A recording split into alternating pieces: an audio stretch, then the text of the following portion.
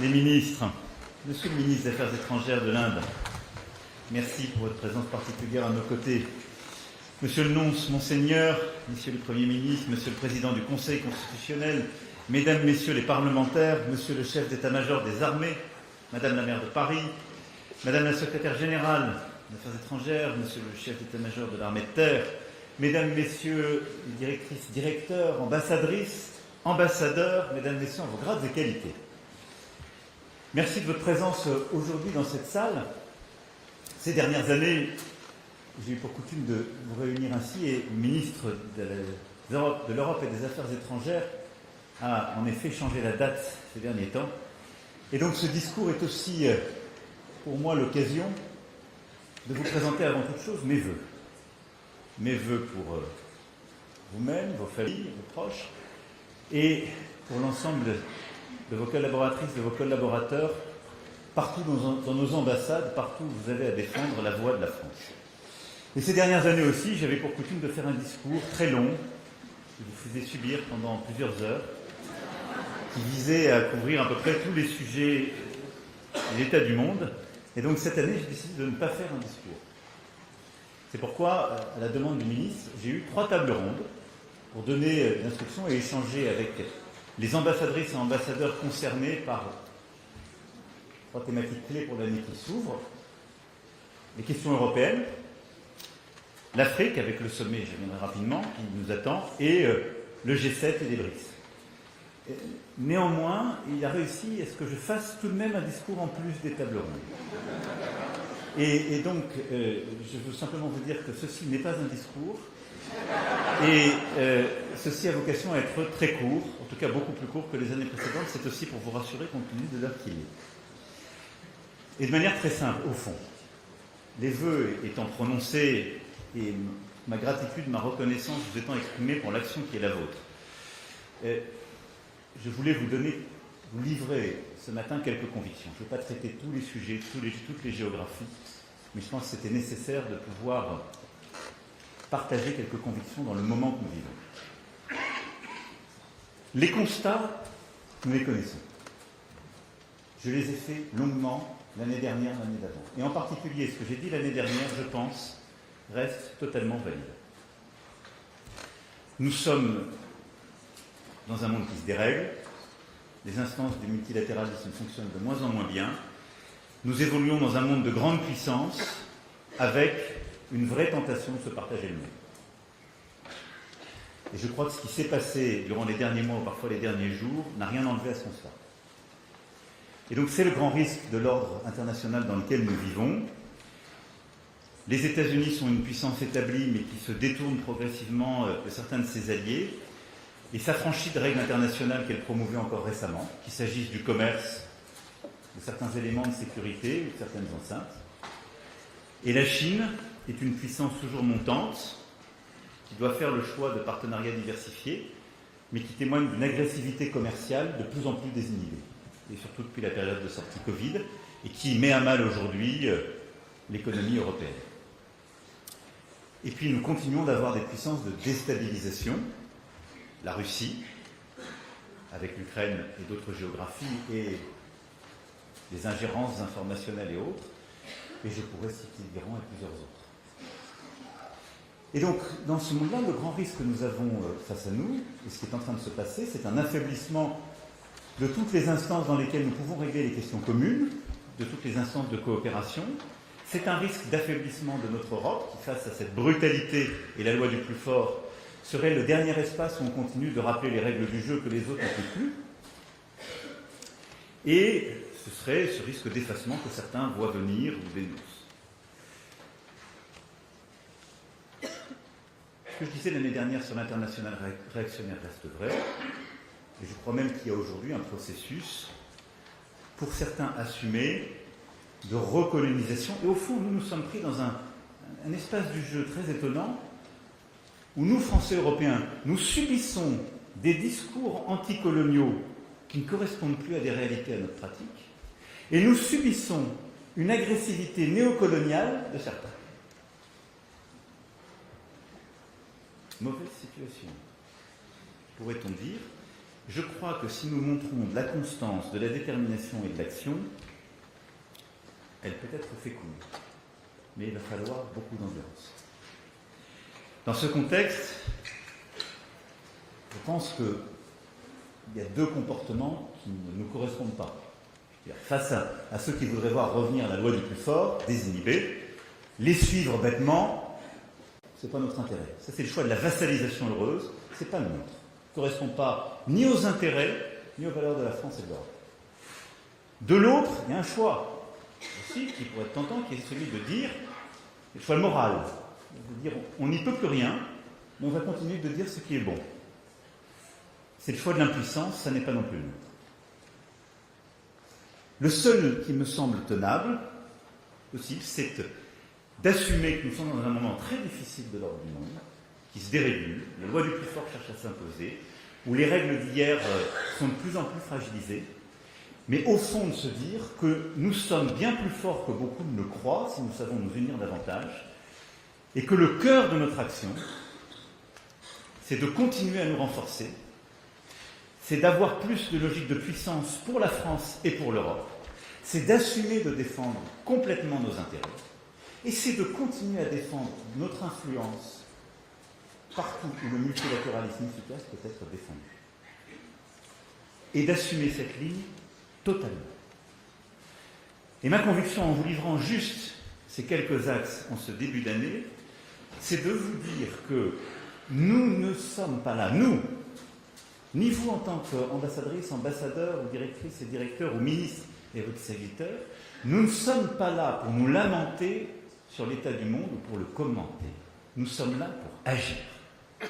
Et il y a un chemin d'action dans le monde tel qu'il est en train de se jouer. Et nous avons énormément d'atouts dans celui-ci.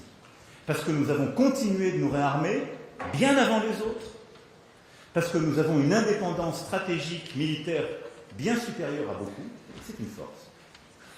Parce que nous avons une culture stratégique qui est là et qui est forte, et parce que notre agenda européen, je vais revenir, s'est imposé ces dernières années, et parce que nous avons aussi un statut diplomatique dans ces instances un peu particulier, qui est une opportunité unique pour nous. Simplement, il faut peut-être bousculer quelques-unes de nos habitudes, améliorer quelques-uns de nos points, je vais y revenir, mais agir de manière pragmatique dans cet environnement. Et au fond, il faut assumer pleinement notre ambition diplomatique dans la partie qui se joue aujourd'hui, qui doit être de défendre nos intérêts, notre influence, et de ne rien céder, ni à la vassalisation d'un côté, ni en quelque sorte à l'idée que nous devrions devenir une puissance morale impuissante. Non. Alors pour tout ça, les quelques points que je voulais faire et développer, d'abord c'est dire comment on développe et on renforce nos intérêts. Le premier de nos intérêts, c'est la paix, la sécurité. Et au fond, ces dernières années a été mise à risque par l'agression russe en Ukraine. C'est quand même le sujet le plus fondamental pour nous aujourd'hui, Français, Européens. Et donc, je vous remercie de l'action collective. La démonstration qui a été faite il y a 48 heures à Paris avec la coalition des volontaires, l'Ukraine et les États-Unis d'Amérique montre qu'il y a la possibilité d'une action utile. Et donc, nous avons raison d'aider l'Ukraine, nous continuerons de le faire, et nous avons pris des décisions importantes en Europe en fin d'année dernière. Nous continuerons de renforcer cela, et là aussi, réveillons-nous. Aujourd'hui, la totalité de l'aide financière à la résistance ukrainienne, elle est fournie par les membres de la coalition des volontaires. La totalité. Il y a des dépendances qui existent, capacitaires à l'égard de certains, dont les États-Unis d'Amérique, mais plus financières. Et ce que nous avons fait, regardez d'où nous venons, dans ce monde qui paraît en désordre, où il y a cette culture de l'événement de chaque jour. Il y a un an, au moment où je vous parlais, on disait, on ne sait pas si les Américains ne vont pas nous lâcher, ils disent qu'ils vont régler cette guerre en un quart d'heure, on ne saura pas aider l'Ukraine sans eux, on ne peut pas faire la paix. En février, la réunion au bureau ovale, dont tout le monde se souvient, on lance en février la coalition des volontaires. Elle s'est réunie à Paris, on a consolidé quelque chose d'inédit. Donc c'est possible. Et à travers cette coalition, on défend nos intérêts.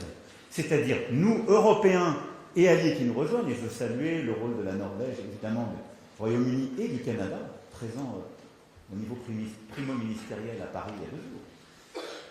On apporte toute l'aide aujourd'hui. Et on a bâti les garanties de sécurité pour le jour d'après la paix. C'est une vraie révolution de la culture stratégique européenne. Et nous devons continuer cet effort patiemment. Nul ne sait dire quand la guerre finira. Nous accompagnons les efforts diplomatiques américains, et je salue ces efforts, et ce que fait la diplomatie américaine, mais nous avons réussi à ce que ces efforts soient recentrés, que nos intérêts soient pris en compte. Ça ne peut pas être la capitulation de l'Ukraine. Ça ne peut pas être le sacrifice des intérêts européens. Et notre sécurité, elle est prise en compte par cette coalition de volonté. C'est une véritable révolution stratégique, capacitaire et d'organisation commune que nous avons menée dans l'année qui vient de s'écouler. Ceci, on va le consolider parce qu'il faut, sur ce sujet, avoir de la patience stratégique. Il faut souhaiter chaque jour la paix, tout faire pour la bâtir, mais force est de constater que là aussi, depuis que les États-Unis ont relancé ces initiatives diplomatiques depuis un an, il apparaît que la Russie ne veut pas véritablement la paix tout de même. Alors on peut essayer de s'en convaincre, mais ils n'ont pas apporté toutes les preuves. Donc il faut continuer l'effort de guerre. Et jusqu'au bout.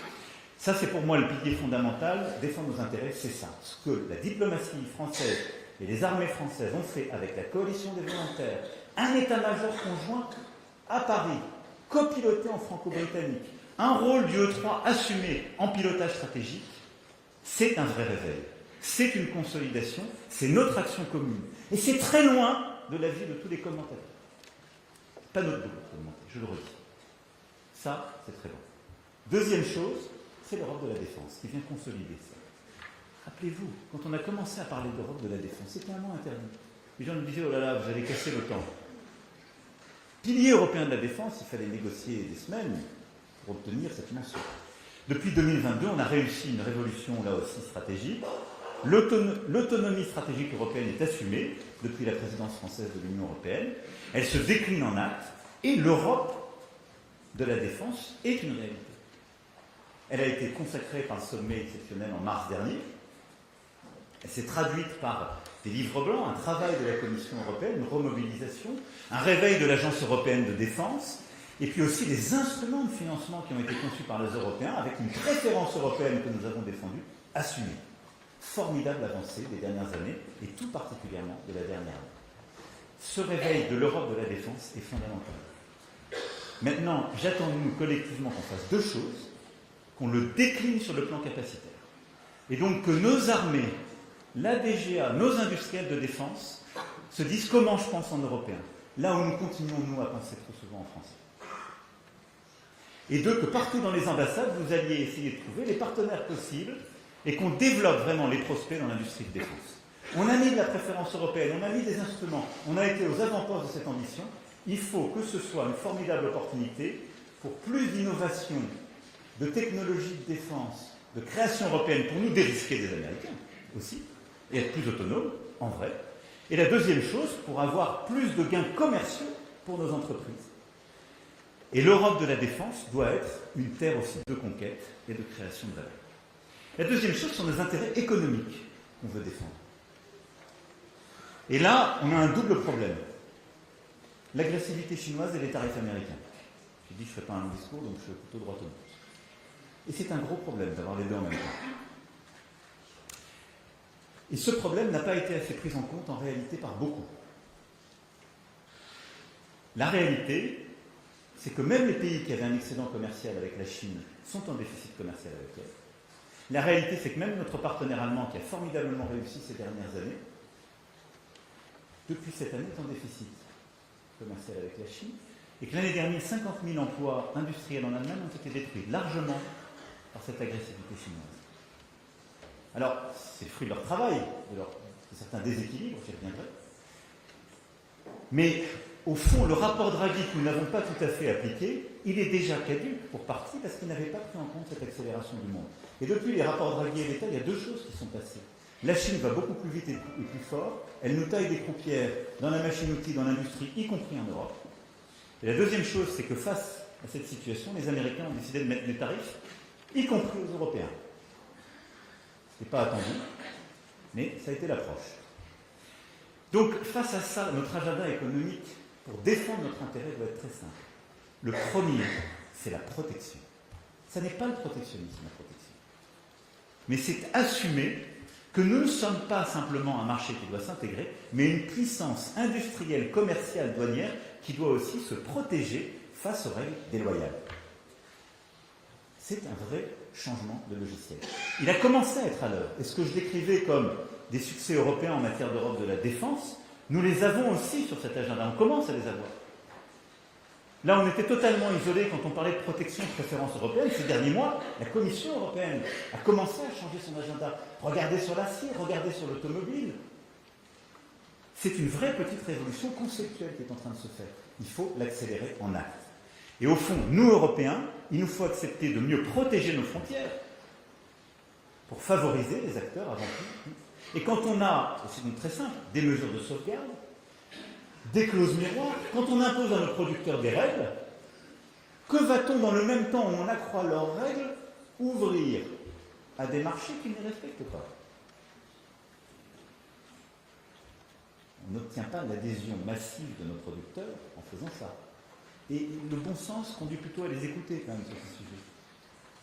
Donc nous sommes aujourd'hui en Europe une puissance qui régule trop ses propres acteurs et qui ne protège pas suffisamment son économie des acteurs étrangers, surtout quand il y a une concurrence déloyale.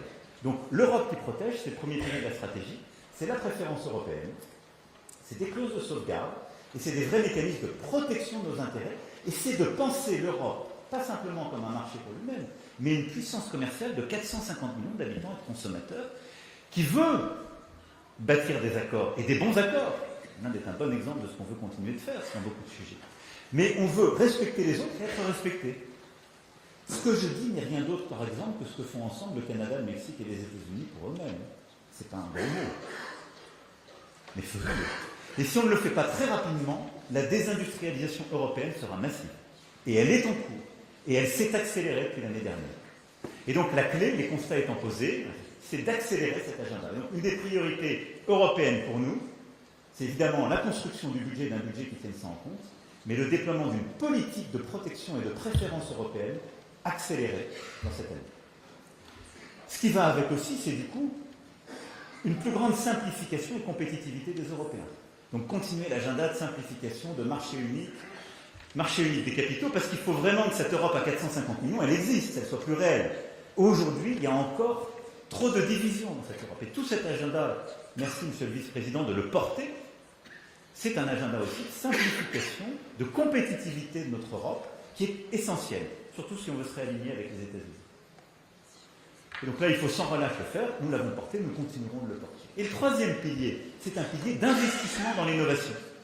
Dans nos budgets nationaux, mais surtout le budget européen, on doit investir beaucoup plus dans l'innovation. L'IA, le quantique, le spatial, les green tech.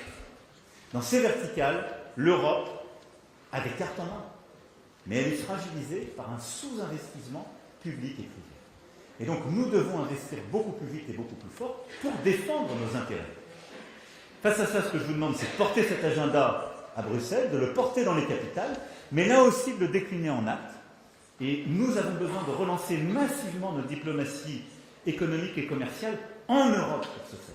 Parce qu'à mesure qu'on bâtit une Europe qui protège mieux son marché, il faut pousser nos acteurs industriels et économiques à faire encore davantage dans le marché européen. Et aujourd'hui, en particulier dans certaines régions de l'Europe ou dans certains pays, il y a un sous-investissement qui s'était installé. On l'a réveillé dans plusieurs pays où les partenariats bilatéraux ont été relancés. Il est fondamental d'aller beaucoup plus vite et beaucoup plus fort. Mais en tout cas, nos intérêts technologiques, économiques, stratégiques sont une priorité de notre diplomatie en européen, dans le contexte que je viens d'évoquer. Troisième élément, c'est évidemment notre agenda démocratique, intellectuel, je dirais, mais c'est que face à ce désordre du monde, le risque pour les Européens, c'est d'être sous les coups de boutoir, d'un côté de régime autoritaire, et de l'autre côté, des algorithmes de quelques-uns, si j'ai pu m'exprimer ainsi. J'avais longuement développé l'année dernière, je ne vais pas y revenir, mais nous allons continuer et poursuivre un agenda à la fois de protection de nos enfants et de nos jeunes. Le gouvernement a présenté un texte et des initiatives en la matière, mais aussi de protection de ce que sont les valeurs de l'espace démocratique européen, c'est-à-dire l'indépendance académique, la liberté de la science, et la possibilité d'avoir un espace informationnel maîtrisé où les avis peuvent s'échanger totalement librement, mais où les choix ne sont pas faits par les algorithmes de quelques-uns. Et donc, le DSA et le DMA sont deux régulations à défendre, à consolider, le bouclier démocratique européen qui attend la Commission européenne aussi, et nous continuerons en France de prendre des initiatives sur cet agenda qui est clé.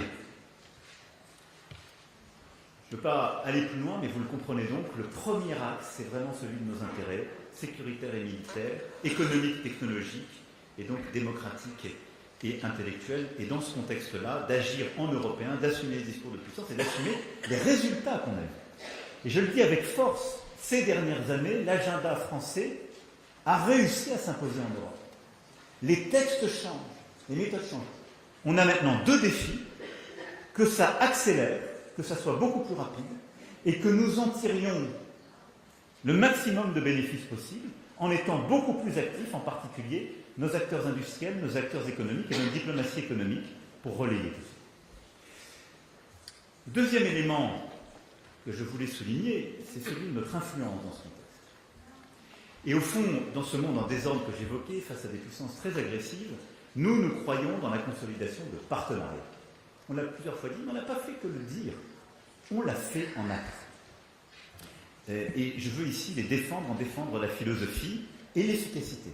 La coalition des volontaires, c'est un partenariat en matière stratégique et de défense, pertinent, qui aura de l'avenir, qui au fond fait que notre sécurité et notre défense n'est pas que de l'OTAN, et qui a acté un partenariat stratégique et de défense pour la France et les Européens nouveaux. On a bâti un autre grand partenariat géographique ces dernières années, qui est l'Indo-Pacifique, qui a été lancé en 2018 en Inde, Monsieur le Ministre. Et aujourd'hui, on a consolidé des partenaires, l'Inde, l'Indonésie, l'Australie, plusieurs autres, qui sont des partenaires inédits en termes de défense, de sécurité, en termes d'intelligence artificielle, en termes d'économie, en termes de climat et de transition climatique, solides. Ce partenariat qu'est l'Indo-Pacifique, c'est une certaine lecture du monde, la nôtre.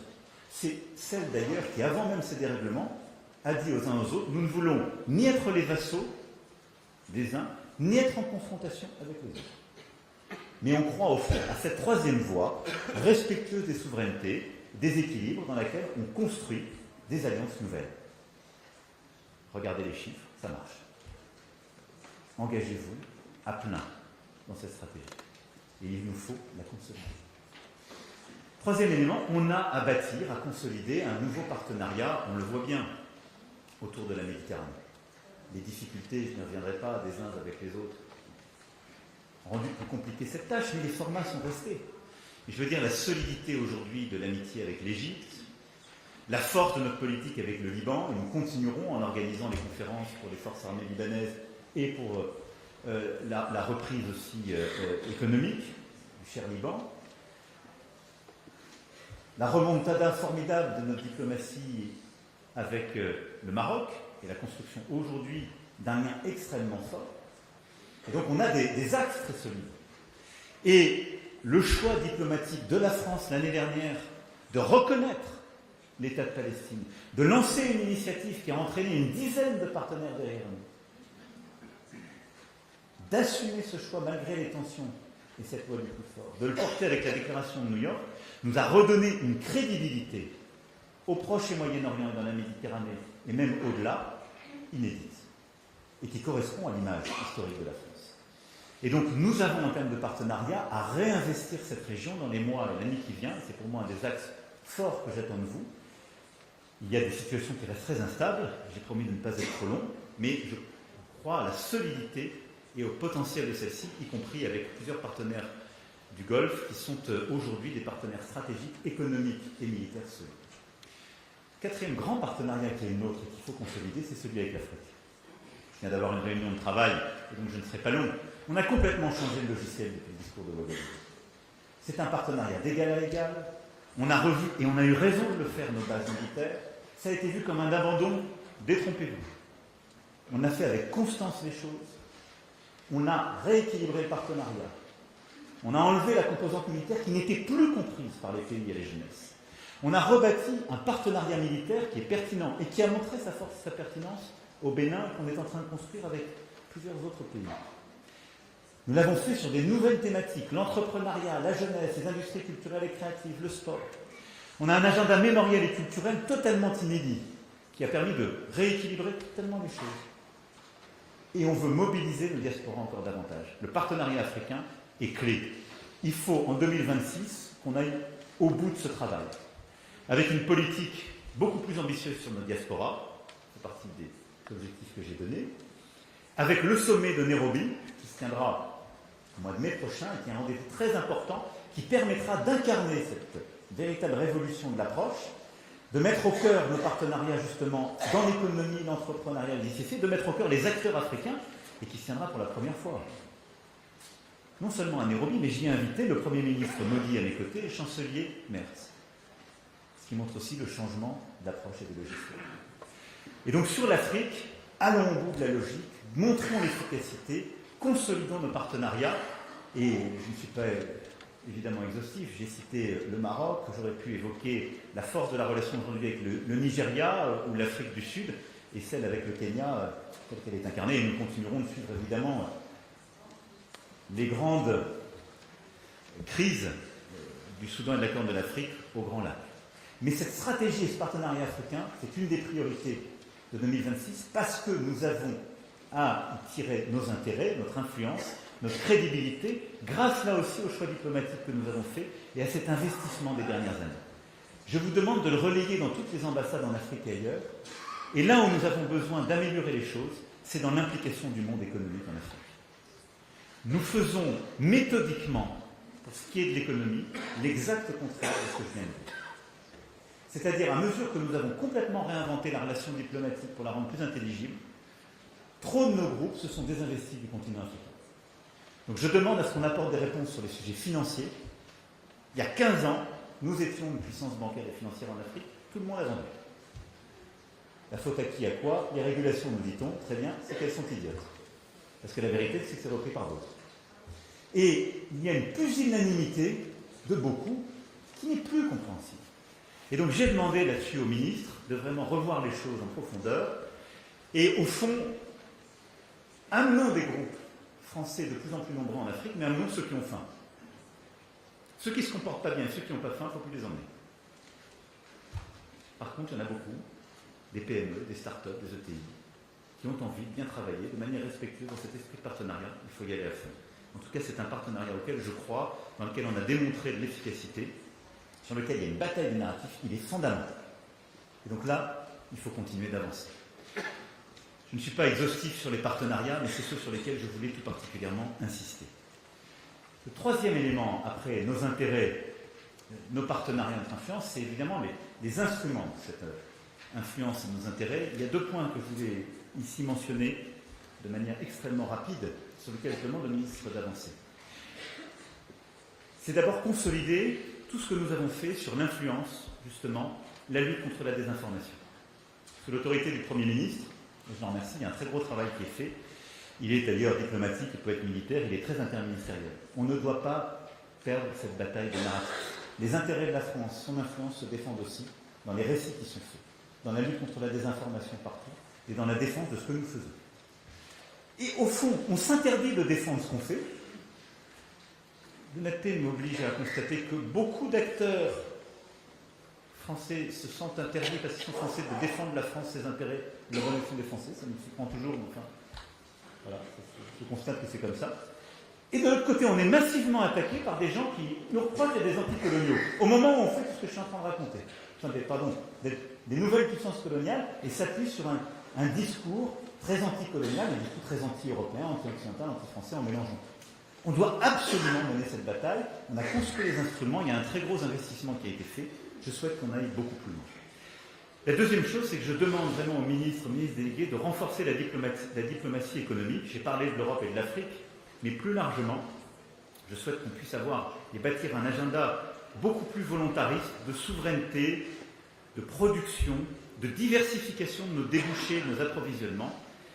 Et donc, au-delà de la réforme de la direction de la diplomatie économique, qu'on bâtisse une stratégie pays-secteur beaucoup plus claire et offensive sur ce volet-là, dans le contexte nouveau que nous sommes en train de connaître. Et plus largement, je souhaite que sur nos partenariats, on revisite aussi les méthodes et moyens et parfois les instruments qui sont à bâtir, même si je veux ici saluer le travail de Business France, de tous ses partenaires et des acteurs auprès d'elle, qui est absolument remarquable en la matière. Elle a permis d'avoir des résultats, et en termes d'attractivité, et en termes d'export, tout à fait remarquables ces dernières années. J'y suis beaucoup revenu ces derniers temps, donc je n'irai pas plus loin. Le dernier point que je voudrais faire, c'est celui sur la coopération internationale, et au fond, dans ce temps de retour de la loi du plus fort, qu'est-ce qu'on fait du multilatéralisme? J'ai ici constamment été l'avocat à vos côtés, et vous avez été constamment les acteurs de ce multilatéralisme efficace. Il se trouve que j'y crois, je continue d'y croire, et je pense que ce qui est en train de se passer valide plutôt cette approche. Et je vais ici de dire quelques convictions et quelques rendez-vous de l'année qui vient. En effet, je pense que notre intérêt et la maximisation de notre influence passe par aussi la défense du multilatéralisme. Et quand je défends le multilatéralisme, ce n'est pas pour défendre une idée que je trouve bonne, intelligente, c'est aussi le cas. C'est parce que je pense que la place qu'on y tient, le rôle qu'on y a historiquement et qu'on y a eu ces derniers temps, est bon pour nous. Et donc que c'est notre intérêt de défendre ce multilatéralisme efficace. Et là aussi, face au discours ambiant complètement défaitiste, ou sidéré par le choc du monde chaque jour, enfin regardons ce qu'on a réussi à faire tous ensemble, les succès de la diplomatie française l'année dernière. Un sommet d'intelligence artificielle, le monde entier est venu à Paris, on a avancé là-dessus et on l'a co-présidé avec le Premier ministre Modi, et le mois prochain je serai en Inde pour faire le suite. On a bâti justement, dans ce rapport franco-indien, un agenda international qui est la structure d'un multilatéralisme efficace sur l'intelligence artificielle, qui croit dans l'innovation, mais qui veut aussi des justes régulations, et qui ne veut pas déléguer aux grandes puissances un peu gloutonnes la totalité de cet agenda. C'est une réussite de notre diplomatie, du travail avec nos grands partenaires. Nous avons tenu le sommet des océans. Mais ne sous-estimez pas le succès pour la diplomatie française que c'est. Le traité sur la régulation de la haute mer était attendu depuis des décennies. Il a été signé grâce à votre travail collectif, et je vous en remercie, il y a presque 2 ans. Mais la dernière fois, on avait mis 12 ans à ratifier un tel traité. Il a été ratifié grâce à la diplomatie française et grâce à Nice. Et surtout, on a construit là aussi des alliances pour les aires marines protégées, pour protéger les fonds marins, et donc pour consolider ce fameux traité du BBNJ. Donc, il y a un chemin pour le multilatéralisme. Juste, il faut s'engager. Il faut trouver des alliés. Et au fond, il faut respecter tout le monde et se dire que ceux qui sont un peu écrasés par ce duopole ont envie de retrouver des voies respectueuses qui leur donnent une place.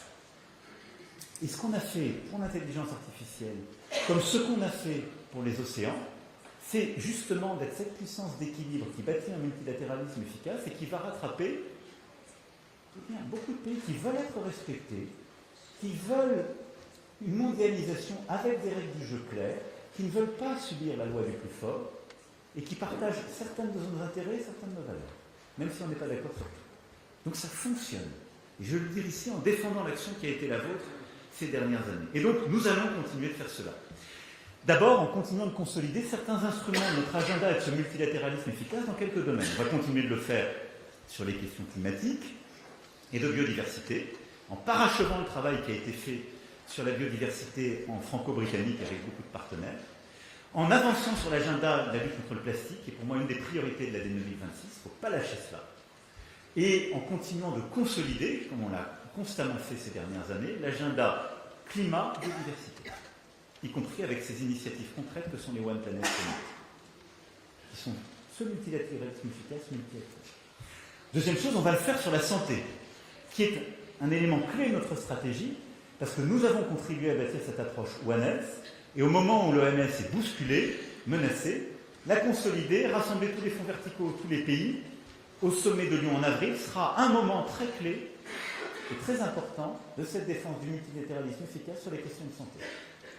À Lyon, en avril. On va le faire, je le disais, sur l'intelligence artificielle avec l'Inde en février. Et on va continuer de le faire sur les minerais critiques, terres rares et matériaux, là aussi pour essayer de bâtir des alliances concrètes, coopératives. On a commencé à le faire en G7, nous sommes dotés d'une stratégie européenne, mais il faut être beaucoup plus inclusif et essayer, là aussi progressivement, de la mobiliser. Et puis à côté de ça, on a des rendez-vous qui vont imposer un agenda et une certaine lecture des choses. Et évidemment, la présidence française du G7 va nous mettre au cœur de ce rapport au multilatéralisme et nous donner un rôle singulier. Et je veux juste vous dire en 2 mots comment je vois cela. Elle se tiendra donc à Évian en juin prochain. Je remercie toute l'équipe, son secrétaire général, toutes les équipes qui le font, mais aussi toutes les ambassades qui pilotent ce travail. Le cœur de notre objectif pour la présidence du G7, ce sont précisément les déséquilibres mondiaux, et c'est de démontrer qu'on a une réponse face à ces déséquilibres macroéconomiques internationaux. C'est retrouver d'ailleurs l'essence de ces G7, mais le cœur aussi de ce que sont nos problèmes. Parce que toute cette conflictualité que j'évoque, tout ce que nous subissons aujourd'hui, c'est lié à quoi? Des États-Unis qui ont des déficits jumeaux, commerciaux et budgétaires. Une Europe qui n'investit pas assez et qui a un problème de niveau d'innovation et de croissance. Et une Chine qui produit beaucoup mais qui sous-consomme localement.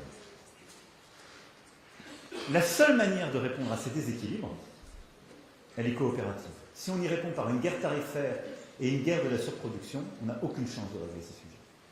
Et donc, ce que nous sommes en train de faire, c'est d'abord de bâtir de la convergence intellectuelle et politique entre les partenaires, et d'essayer de trouver les réponses coopératives, et donc de réengager les Chinois vers plus de consommation intérieure, mais aussi des investissements directs en Europe sur des technologies clés où on peut faire du transfert de manière plus coopérative, de réengager les États-Unis vers un démantèlement de leur politique tarifaire, en leur montrant qu'ils ont intérêt aussi à cette logique d'investissement direct étranger, et d'engager les Européens vers une politique d'investissement. La deuxième priorité, en même temps qu'on gère les déséquilibres mondiaux de ce G7, c'est de tout faire pour éviter la fragmentation du monde, et de ne pas faire du G7 un club anti-Chine ou un club de la fracture du monde, ou un club anti-BRICS, et de laisser les BRICS devenir un club anti-G7. Ça, c'est le schéma du pire. Et donc nous allons mettre toute notre énergie, et c'est pour ça aussi que vous êtes là, Monsieur le Ministre, je vous en remercie, l'Inde assumant la présidence des BRICS, pour avoir un agenda commun et essayer de trouver les bonnes convergences, et d'être en quelque sorte des passerelles, les uns et les autres, en la matière. Et de bâtir de la coopération entre nous, des capacités à trouver de la résilience, et beaucoup aimé votre capacité à renommer les BRICS de manière là aussi plus inclusive, à travers des priorités. Au fond, les priorités que vous donnez aux BRICS sont exactement celles qu'on pourrait assigner au G7. Et donc on va essayer de rassembler, si je puis dire, ce club, ce qui est, je crois, aussi notre intérêt, compte tenu de la force démographique et économique des grands émergents. Et donc notre intérêt, c'est d'essayer de réunifier ces clubs de manière concrète. Et donc ça, ce sera au-delà des thématiques et des objets plus identifiés, on aura l'occasion d'y revenir, mais c'est pour moi l'importance de ce G7, c'est vraiment d'en faire un instrument pour saisir ensemble et recréer de la coopération sur ces déséquilibres macroéconomiques globaux. On aurait pu citer les sujets des paiements, les sujets monétaires et autres, mais je ne veux pas être encore plus long. Et la deuxième question, c'est de réussir à refaire le pont avec les BRICS et d'éviter cette grande divergence, sinon qui serait à l'heure. Et puis ensuite, il y a 3 chantiers sur le multilatéralisme qu'on va prendre cette année qui me paraissent clés. L'un, c'est la crise sur les instruments de sécurité. On l'évoquait tout à l'heure avec certains d'entre vous.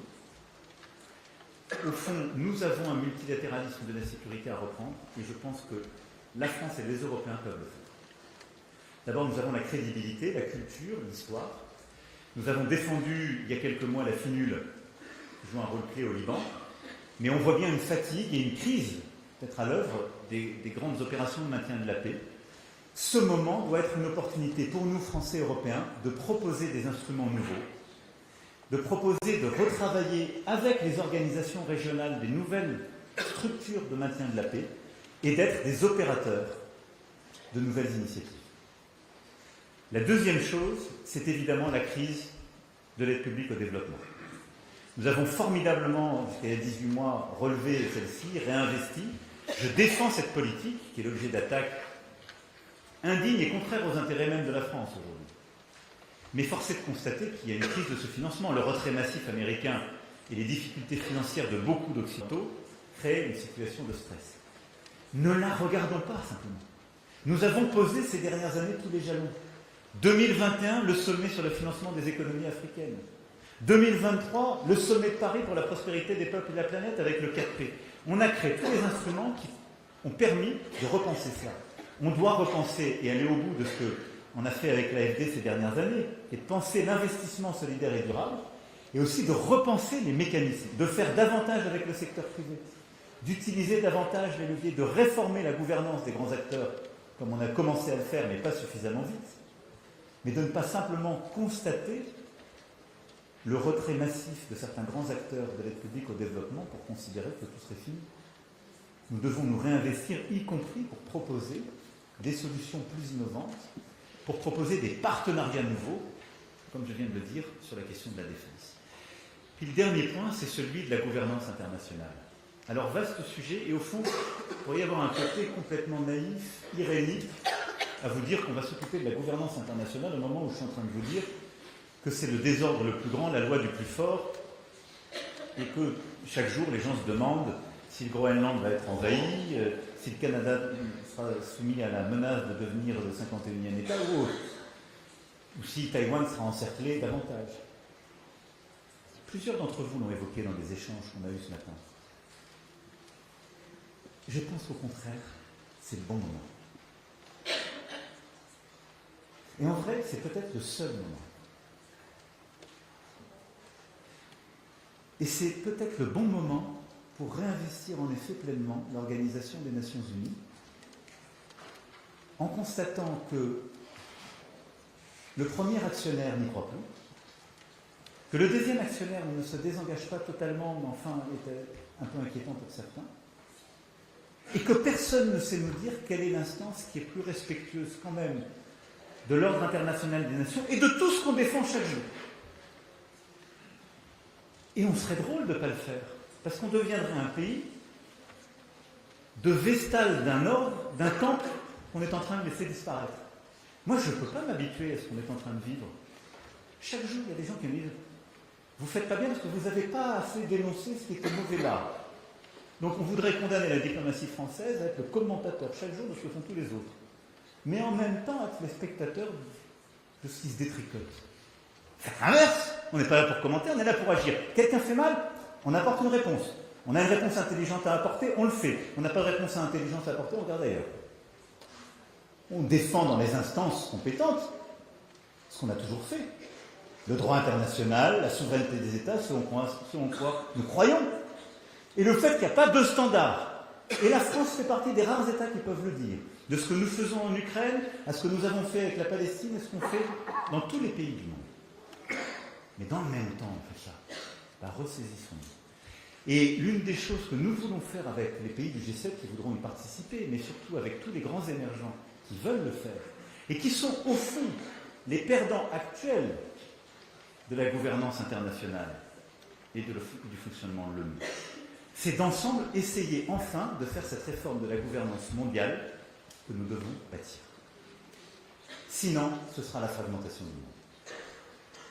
Et donc, à l'occasion de ce G7, je dirais au-delà simplement du sommet, nous devons être les acteurs et prendre l'initiative de la réforme de la gouvernance internationale et de cet ordre, et s'y engager avec force, avec détermination, aux côtés de tous les grands pays qui vont faire avec nous. Voilà, mesdames et messieurs, je ne serai pas plus long.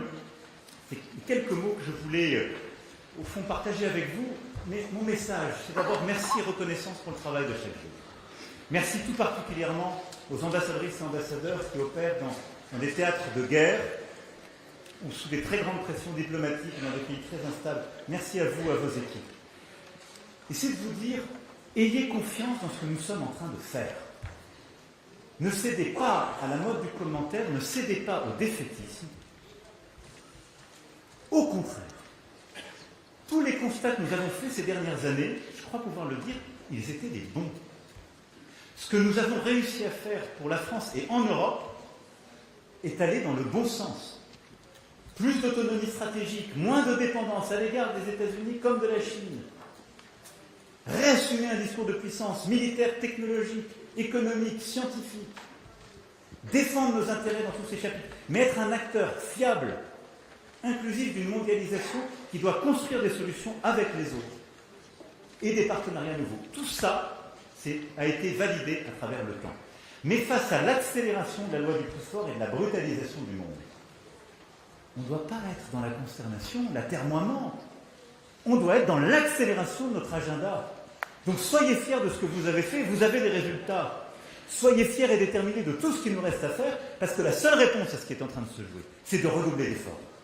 Ce qu'on a fait avec la coalition des volontaires, ce qu'on va continuer de bâtir et ce qu'on va faire sur chacun des points que j'ai évoqués.